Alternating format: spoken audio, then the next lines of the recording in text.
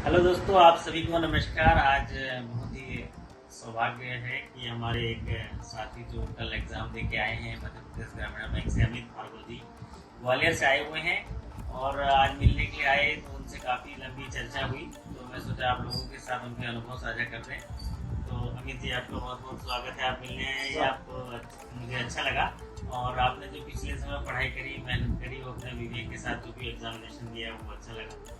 तो कैसा रहा आपका एक्सपीरियंस एग्जाम के प्रति? सर, मुझे बहुत अच्छा लगा सर। और मैं वास्तव में बहुत खुश हूँ कि मैं जितना पढ़ा, सिलेक्टिव जितना पढ़ा, उतना जो आपने पढ़ाया मेरे को और जितना मैंने पढ़ा वो काफ़ी मेरे को कल जो एग्जाम के समय आपकी खुद याद है। कई बार याद किया कि अरे यार, ये तो मैं जब पढ़ा था रात को लेक्चर दे रहे थे सर, तब मैंने देखा था, या आपने मेरे को एक फाइल भेजी थी तो उसमें था ये आंसर। तो ऐसा मेरे को कई बार कई क्वेश्चन मेरे ऐसे रहे जो मेरे को आपके कारण सही हो पाए। और सर, मैं आपसे जुड़ा था सर, क्योंकि मैंने आपको देखा था तो मैं शुरू में समझ नहीं पाया कि यार मोटिवेशनल टीचर या बैंकिंग टीचर है, लेकिन मुझे बहुत अच्छा लगा और मैं इसलिए आज भोपाल आया हूँ। बता तो मैं आपसे मिलने आया सर। थैंक यू सर, आपने बहुत अच्छा काम कर रहे हैं सर। बोलिए, अच्छा लगा। और सर, बचपन में तो पढ़ लेते थे सर, लेकिन बचपन में पढ़ना वास्तव में बहुत कठिन होता है। लेकिन आपको देख करके आप इतनी मेहनत करते हैं तो मैंने कहा हम पढ़ते हैं और पढ़ाई करते हैं। अच्छा, बहुत बहुत धन्यवाद। और साथ में आपने ग्वालियर से या भिंड से कुछ खास मिठाई भी लेके आई, कौन सी मिठाई आपने लाई है? जी सर, फेमस है। हाँ सर।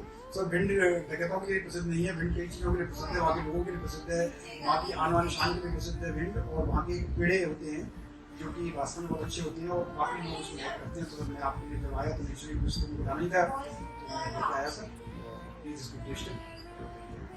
हाँ, एक चीज़ और पूछना था अमित जी। देखिए, जैसे वैसे तो बहुत सारे साथी और भी आए एग्जामिनेशन देखिए और गए थे, तो ज़्यादातर आपके यहाँ जो आप स्केल 1 से 2 में गए हैं तो 50% इंटरनल बैंकिंग और 50% जो है आपका जनरल बैंकिंग से जुड़ा हुआ सवाल है। तो ये जो जनरल बैंकिंग से जुड़े हुए सवाल तो सारे आपने किए होंगे। इंटरनल में ज़्यादातर आपको क्या लगता है कि कौन से सेक्टर से सवाल पूछे गए? अगर ये बता पाएंगे तो हमारे साथियों के लिए अच्छा रहेगा, उनके लिए मार्गदर्शन हो। Internal banking sir, internal banking में जैसे सर उन्होंने काफ़ी क्वेश्चन ऐसे पूछे जो कि वास्तव में हम लोगों को मालूम ही नहीं पड़ेगी कि कहाँ से हम मैनेज करेंगे, कहाँ से इनके आंसर देंगे। क्योंकि आपको केवल वही प्रोवाइड कर सकते हैं जो हम आपको, अगर इंटरनल बैंकिंग में आप वही हमें पढ़ा सकते हैं जो आपको सोर्स दे या आपके पास नॉलेज आए। क्योंकि कुछ ऐसे नॉलेज थे, जैसे कुछ क्वेश्चन थे कि जैसे हमें आज तक ये नहीं मालूम कि हम किस स्केल का अधिकारी जो है आरआरसी कर सकता है, कितनी तक की पावर है उसको, जबकि हम बैंक में ये काम रोज करते हैं, लेकिन हमें ये नहीं मालूम था। वो क्वेश्चन आया। एक कैपिटल शेयर था कि हम लोग 50, 35, 15 याद करके गए। अब उसमें डायरेक्ट आया कितने का 1000 करोड़ रुपए का शेयर था, तो वो भी मुझसे थोड़ा कंफ्यूज रहे। और इस बार जो क्वेश्चन थे उसमें वो जो शॉर्ट फॉर्म वाले आते हैं, एब्रिविएशंस करके आते हैं, वो नहीं थे।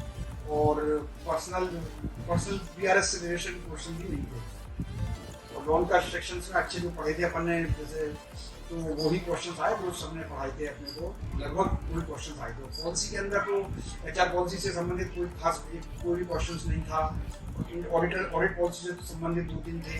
ये गोल्ड पॉलिसी से संबंधित था, सबने बताया कि गोल्ड पॉलिसी से रिलेटेड है। तो काफ़ी वो रहा। 50-50 मान के चलिएगा कि वो काफ़ी अब बाहर की बैंकिंग के अलावा वो अंदर के इंटरनल भी क्वेश्चंस पूछते हैं।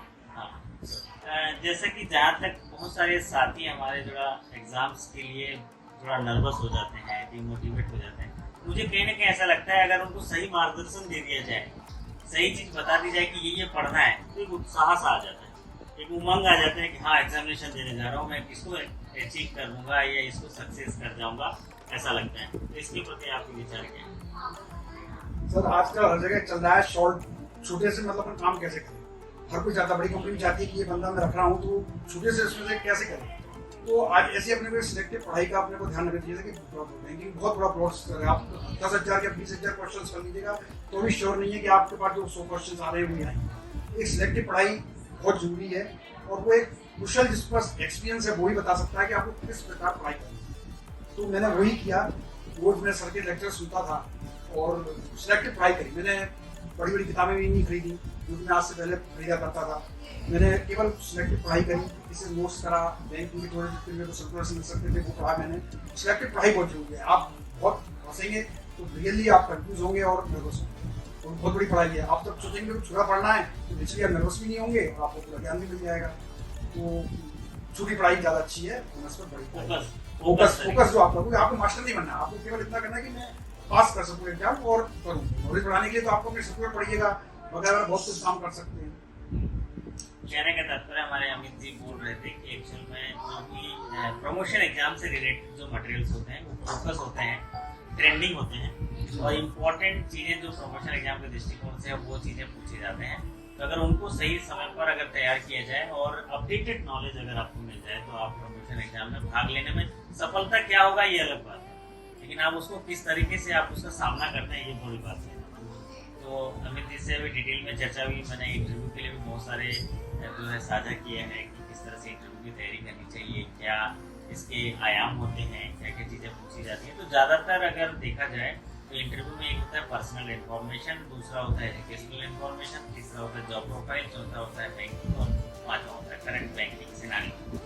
तो अभी अगर ग्रामीण बैंक की स्थिति देखा जाए तो ज़्यादातर पर्सनल इन्फॉर्मेशन और जॉब प्रोफाइल के सवाल पूछे जाते हैं कि आप पिछले समय में बैंक के लिए क्या अच्छा किए, सोशल सिक्योरिटी स्कीम्स हो, रिकवरी हो, बिजनेस ग्रोथ हो, कस्टमर सर्विस हो, इनके बारे में ध्यान देने की जरूरत है। और इंटरव्यू नॉर्मली क्या है, एक चर्चा है, परिचर्चा है कि आप ये साबित कर पाएं कि मैं आपके काम का हूँ, मेरे पास एक्सपीरियंस है, मेरे पास साहस है, मेरे पास ज्ञान है, उसका उपयोग मैं बैंक के व्यवसाय वृद्धि में करूँगा। अगर ये कहने में हम सामर्थ्य हो जाते हैं तो आपका सिलेक्शन हो जाएगा।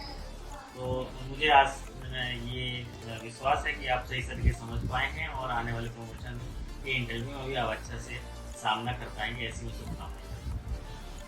थैंक यू सर, और बहुत अच्छा लगा सर आपसे मिलकर। और आपको देख करके हमें और एनर्जी आती है, क्योंकि बचपन के लोगों के साथ रहना में, छोटे लोग उम्र में छोटे होते हैं, उनके साथ दोस्ती करना मुझे बहुत अच्छा लगता है।